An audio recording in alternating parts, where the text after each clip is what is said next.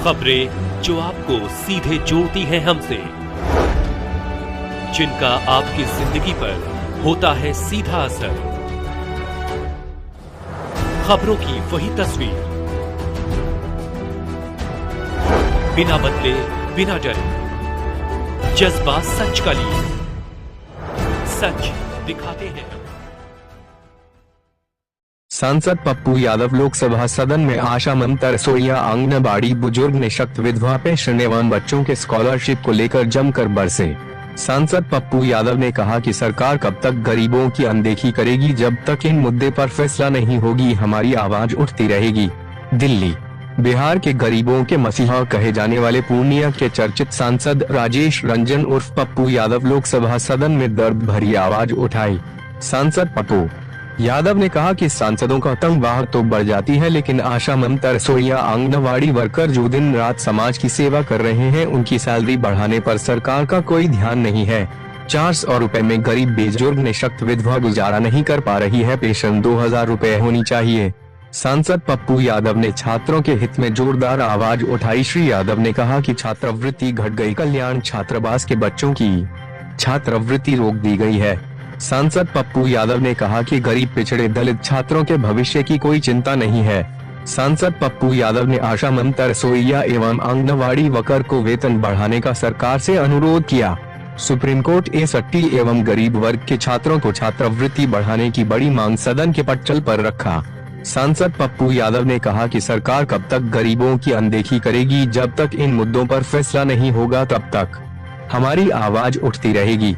मजदूरों का हक, पेंशन एवं छात्रवृत्ति बहाल करने एवं समानता के अधिकार को लेकर सांसद पप्पू यादव एक बार फिर सदन में मुखर दिखे। भारत टीवी 24 के संवाददाता अजय गुप्ता दिल्ली से सांसद पप्पू यादव द्वारा सदन में उठाए गए गंभीर मुद्दे को लेकर क्या कुछ कहा, हम आपको दिखाते हैं। माननीय श्री राजेश रंजन जी।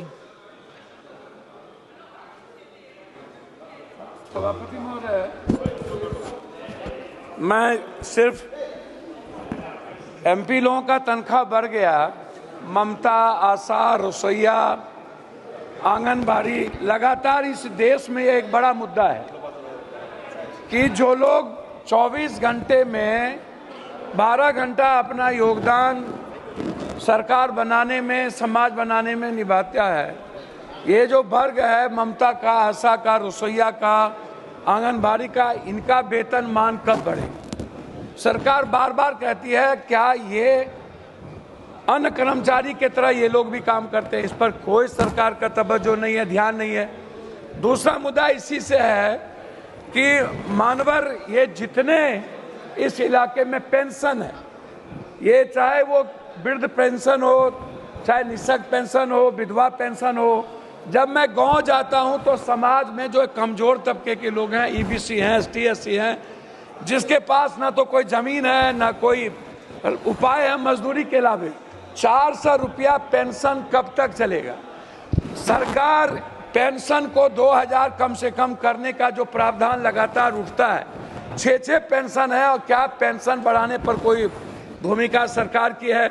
मेरा सरकार से आग्रह है कि लगातार देश भर में आंदोलन हो रहा है, चाहे पेंशन के मुद्दे हों, चाहे ये वेतनमान बढ़ाने का मुद्दा हो, चाहे कल्याण छात्रावास से लेकर स्कॉलर से लेकर छात्रवृत्ति से लेकर के बच्चों का बढ़ाने का छात्रवृत्ति का मुद्दा हो, कि क्या सरकार कभी जो मिडिल क्लास के बच्चे हैं, एसटी एससी बच्चे हैं, कल्याण छात्रावास के जो बच्चे हैं जिसका स्कॉलर बंद कर दिया गया, जिसको छात्रवृत्ति बढ़ाना था उसको रोक दिया गया, तो सरकार से मैं मांग करता हूं कि हर कीमत पर जो हमारे आशा या ममता या रसोइया उसके वेतनमान को बढ़ाया जाए, साथ साथ पेंशन को बढ़ाया जाए और छात्रवृत्ति को